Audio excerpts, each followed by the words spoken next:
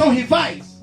A Argentina vai ficar olhando o Brasil nos tapes, na concentração, para poder aprender as táticas do Brasil, para olhar para o Brasil, para ver como que o jogador tal joga, como pode marcar ele. Ele não joga tão bem naquele, não marca ele assim, pressiona aquele outro, e então nós vamos apertar o Brasil, nós vamos a possibilidade de ganharmos do Brasil.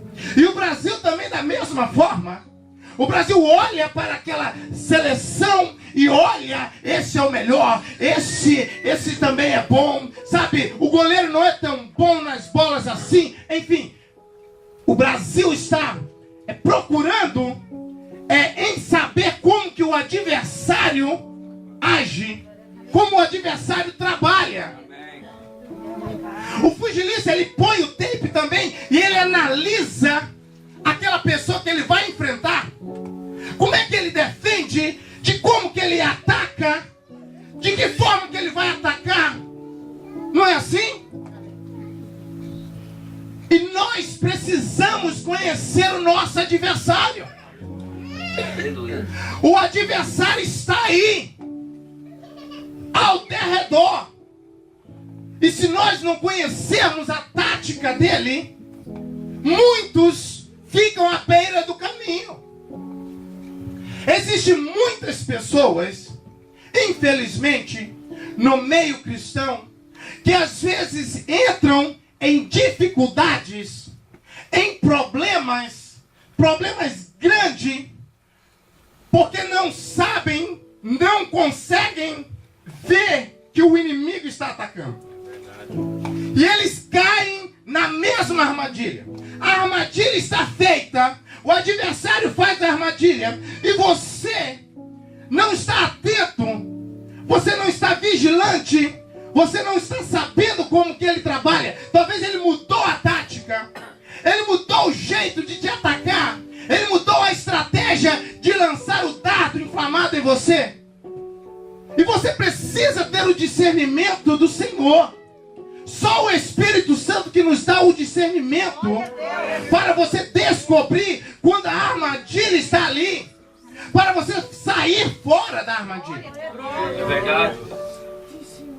E agora que eu já relatei isso para você, eu vou falar sobre os heteus. A Bíblia fala aqui sobre os heteus.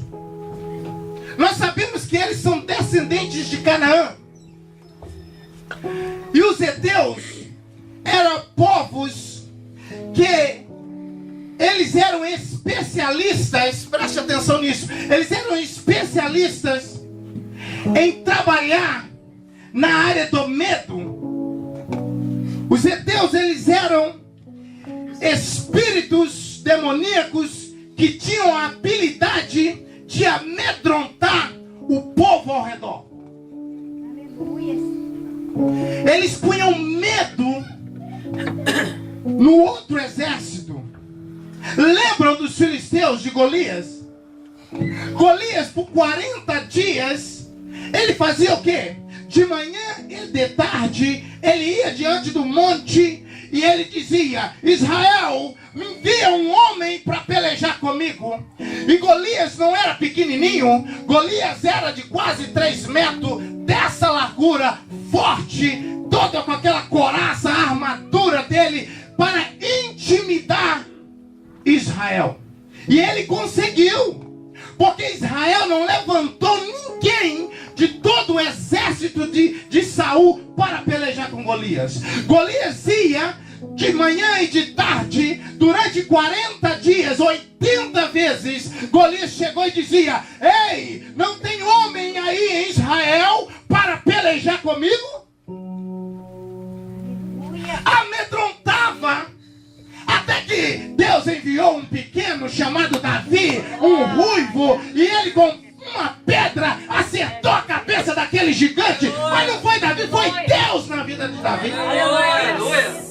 Porque o servo do Senhor, um homem de Deus, uma mulher de Deus, ele tem a estratégia de Deus. Ele não se amedronta, porque Deus não deu espírito de medo, deu espírito de fortaleza, de poder sobre nós. Glória, aleluia. Os heteus tinham a habilidade de amedrontar. Lá em 1 Pedro, na epístola de 1 Pedro 5, 8 e 9, capítulo 5, lá no finalzinho da sua Bíblia, 5, acompanha comigo por gentileza, 5, epístola de 1 Pedro 5, versículo de número 8 e de número 9. Pedro está dizendo assim, olha, sede sóbrios, vigiai, porque o diabo, vosso adversário, anda em derredor, bramando como leão, buscando a quem possa tragar, ao qual resisti firmes na fé, sabendo que as mesmas aflições se cumprem entre os vossos irmãos no mundo.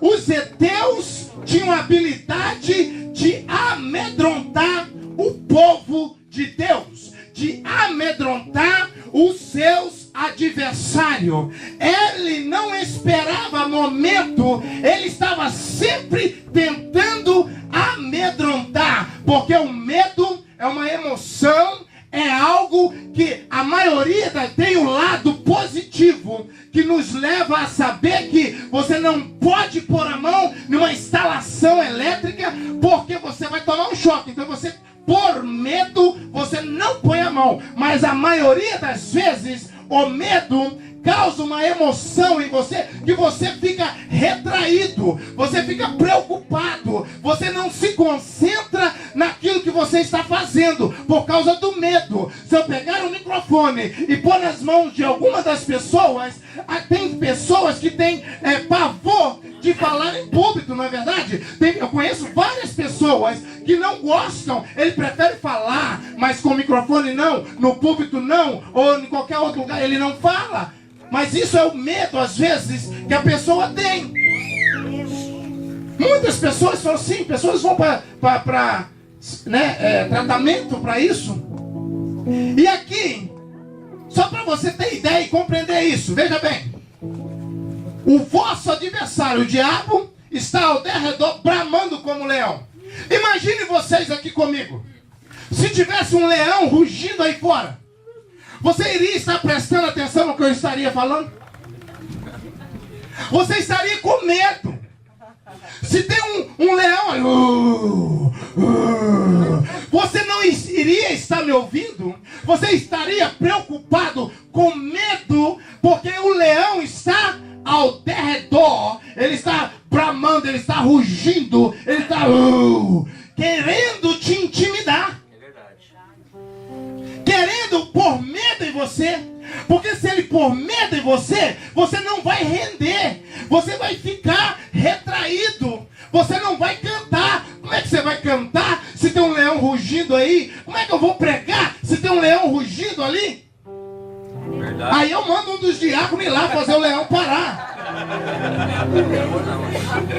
Aí o diácono entrega a carteirinha para pastor, eu não sou mais diácono. Vai o senhor. Oh, glórias. Aleluias.